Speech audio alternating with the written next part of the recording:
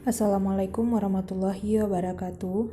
Hai sahabat Lisvika Channel dan pejuang UTBK tahun 2020 ini yang masih berjuang untuk mendapatkan satu kursi PTN, apakah itu dengan jalur ujian UTBK, ujian mandiri, ataupun sekolah kedinasan dan SIMA UI. Nah, kami di Lisvika Channel akan memberikan updatean soal kepada adik-adik sesuai adik-adik maunya jalurnya masuk lewat apa nanti. Karena di Lisvika Channel kita akan membagikan soal SIMA UI, Saintek dan Soshum, ujian kedinasan, UTBK yang sudah berlalu, dan ujian kedinasan. Jadi semuanya ada di Lisvika Channel, referensi soalnya. Bagi adik-adik yang belum subscribe Lisvika Channel, silahkan subscribe. Dan bagi adik-adik yang sudah subscribe, tetap terus ikutin Lisvika Channel karena kita akan berbagi info-info seputar perguruan tinggi yang memang adik butuhkan di saat perkuliahan nanti. Oke, untuk hari ini kakak akan membahaskan tentang bocoran soal SIMA UI tahun 2020 untuk materi geografi.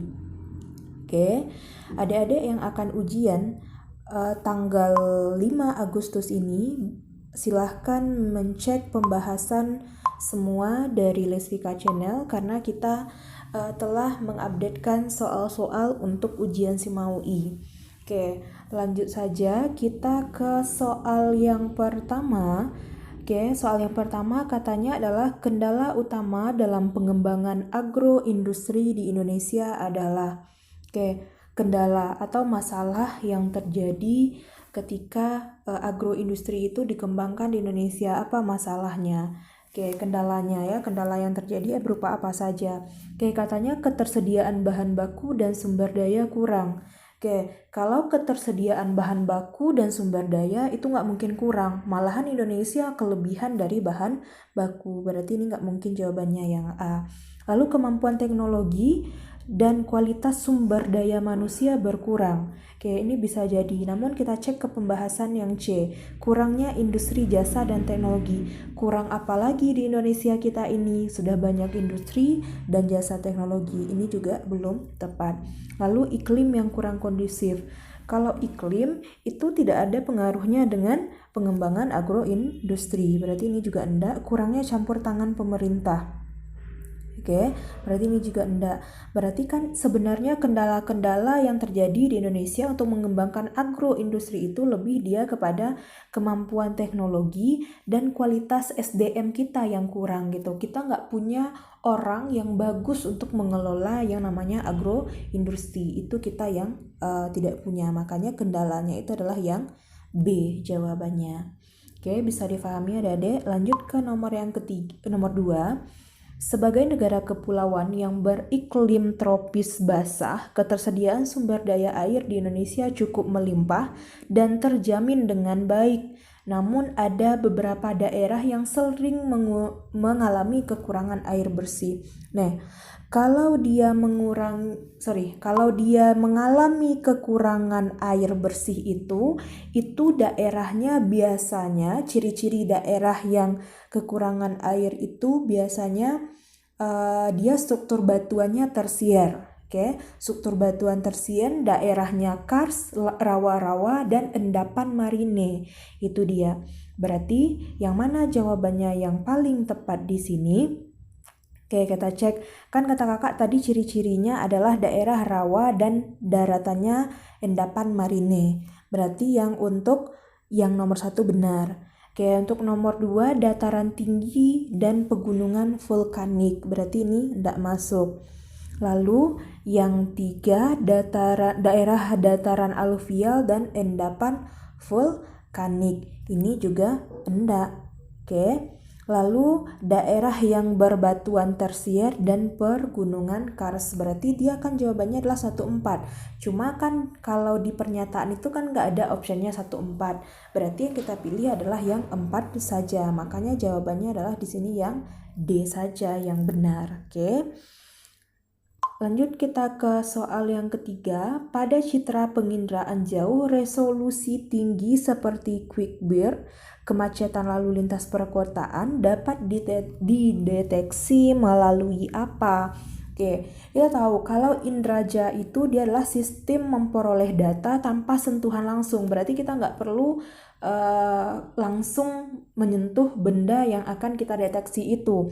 Oke, di sini kita lihat dia kan katanya adalah penginderaan jauh, resolusi tinggi, quick bear, kemacetan lalu lintas di perkotaan. Intinya kan kemacetan lalu lintas di perkotaan itu dapat dideteksi melalui apa? Nah, di sini dasar pemantauan lalu lintas itu yang pertama bisa kita lihat dari kepadatan pemukiman.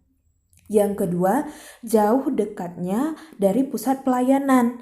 Dan yang ketiga adalah banyak sedikitnya transportasi. Berarti di sini jawaban yang paling tepat untuk mendeteksi kemacetan lalu lintas di perkotaan itu dengan yang A, kepadatan pemukiman, jaringan jalan dan pusat pelayanan penduduk. Berarti jawabannya adalah yang A. Oke, bisa dipahami ya, ini materinya adalah tentang indraja ya. Oke, lanjut kita ke nomor 4. Dampak negatif yang timbul akibat pengembangan ternak skala besar terhadap kualitas air permukaan adalah. Oke, dia katanya di sini kalau sebenarnya untuk pengembangan ternak secara besar-besaran itu tidak mendukung juga terhadap kualitas air yang ada di suatu kawasan tersebut. Karena apa? Karena kotoran ternak itu dia sebenarnya mengandung bakteri coliform yang dia akan merusak kualitas air di permukaan. Jadi kenapa dia tidak berkembang? Kenapa atau dampak negatif dari pengembangan ternak skala besar itu adalah karena nanti bakterinya ada namanya bakteri coliform dari kotoran ternak itu gitu. Oke, berarti jawabannya adalah yang A. Lanjut kita ke nomor 5. Nomor 5 katanya kawasan Asia Tenggara disebut kawasan sangat strategis karena apa? Nah, ini sebenarnya kawasan strategis Indonesia ini kelas 4 SD ini juga pelajarannya dulu. Berarti ini materinya dasar sekali gitu kan. Oke, kalau kita tahu kalau Indonesia itu kawasan Asia disebut dengan kawasan yang sangat strategis, pasti dia berada di kawasan antara dua benua dan dua samudra. Benuanya apa? Benua Asia dan Afrika. Samudranya apa? Samudra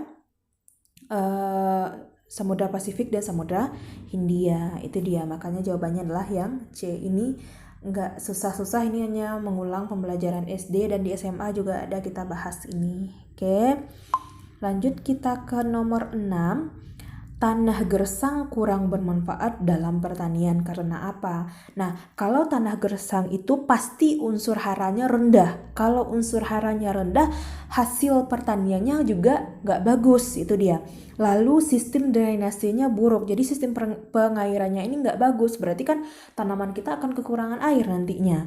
Lalu penguapannya besar gitu. Jadi kenapa dia tanah gersang tidak cocok untuk pertanian itu adalah yang C. Jawabannya kandungan hara dan curah hujannya sedikit. Itu dia. Berarti jawabannya adalah yang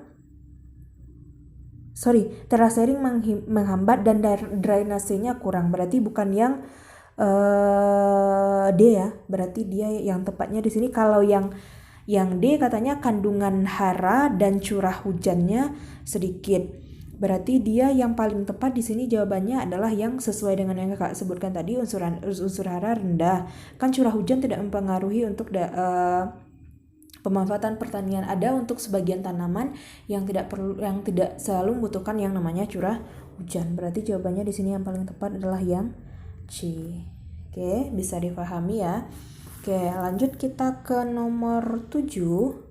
Oke. Nomor 7 katanya gerhana matahari menimbulkan pasang laut yang tinggi karena apa? Oke, pada saat gerhana matahari, posisi bumi, matahari, dan bulan itu berada pada satu garis yang menyebabkan akumulasi gravitasi matahari dan bulan menimbulkan pasang laut yang tinggi. Berarti dia di sini jawabannya adalah karena posisi matahari, bumi, dan bulan berada pada satu garis. Itulah yang menyebabkan dia menimbulkan pasang laut yang tinggi karena di situ terjadi akumulasi gravitasi matahari dan bulan gitu. Makanya dia menimbulkan pasang yang tinggi. Berarti jawabannya adalah yang C. Oke. Jawabannya yang C. Bisa difahami adik-adik ya. Lanjut kita ke nomor 8. Katanya di sini konsekuensi dari penerapan dwifungsi ABRI pada tahun 1984 adalah bahwa hampir semua gubernur berlatar belakang militer. Salah satu provinsi yang tidak mempunyai gubernur yang berlatar belakang militer adalah gubernur dari mana? Oke, kita tahu kalau 1984 itu dia adalah pada masa Orde Baru, di mana pada masa Orde Baru itu jabatan politik dari tingkat pusat sampai daerah tingkat 2, termasuk anggota legislatif dan eksekutif itu semuanya dijabat oleh orang-orang yang berlatar belakang militer. Rata-rata kebanyakan. Nah, untuk gubernur di Indonesia itu ada salah satu yang tidak mempunyai atau gubernurnya tidak berlatar belakang militer, yaitu adalah gubernur dari Provinsi Kalimantan Selatan. Kalimantan Selatan pada saat 1984 itu gubernurnya adalah M. Said. M. Said itu adalah sarjana teknologi dari UGM, berarti dari Kalimantan Selatan ya. Kalau pada masa Orde Baru itu yang tidak dijabat oleh orang-orang yang berlatar militer itu adalah dari Kalimantan Selatan. Berarti jawabannya adalah yang B. Oke, lanjut kita ke nomor 9. Katanya di sini pohon jati dikenal sebagai tumbuhan khas tropis karena kita lihat ciri-ciri dari tumbuhan jati ini. Yang pertama adalah ciri-ciri tumbuhan tropis ya, bukan jati. Ciri-ciri dari tumbuhan tropis ini adalah hidupnya di wilayah ekuator. Yang kedua, dapat beradaptasi di musim hujan, semi, dan kemarau. Lalu dia memiliki akar tunggang. Berarti di sini pohon jati berarti memiliki ciri itu kan. Berarti pohon jati dia bisa beradaptasi di musim hujan, semi, dan kemarau. Jelas. Dan satu lagi, kalau kita tahu bahwa pohon jati itu dia juga memiliki akar tunggang. Berarti jawabannya di sini adalah yang B, dapat beradaptasi di daerah tropis. Itu dia. Oke, berarti jawabannya adalah yang B. Oke. Lanjut kita ke nomor 10. Nomor 10 ini adalah masalah keruangan penduduk di Indonesia adalah. Kita tahu kalau keruangan pasti berkaitan dengan persebaran fenomena di muka bumi. Nah, persebaran fenomena di muka bumi ini termasuklah masalah tentang kependudukan. Nah, masalah keruangan penduduk di Indonesia ini pasti dan tidak lain lagi adalah persebaran penduduk yang tidak merata, yang A. Sekarang aja kita lihat persebaran penduduk yang tidak merata. Contoh, wilayah Jawa itu sangat padat penduduknya. Ada di berbagai daerah itu yang malah kekosongan atau kekurangan dari penduduk. Sebenarnya orang bekejar-kejaran ke Jakarta karena merasa bisa hidup di Jakarta dan lowongan pekerjaannya juga banyak gitu. Jadi masalah keruangan penduduk di Indonesia adalah persebaran penduduk yang tidak merata. Itu sebenarnya masalah keruangan. Oke, adik-adik. Itu pembahasan kita untuk geografi SIMA UI 2020 ini. Terima kasih yang masih setia dengan Lisvika Channel. Jangan lupa like, share, dan subscribe video-video yang ada di Lisvika Channel agar bisa membantu adik-adik untuk mempersiapkan ujian SIMA UI-nya. Oke, terima kasih. Assalamualaikum warahmatullahi wabarakatuh.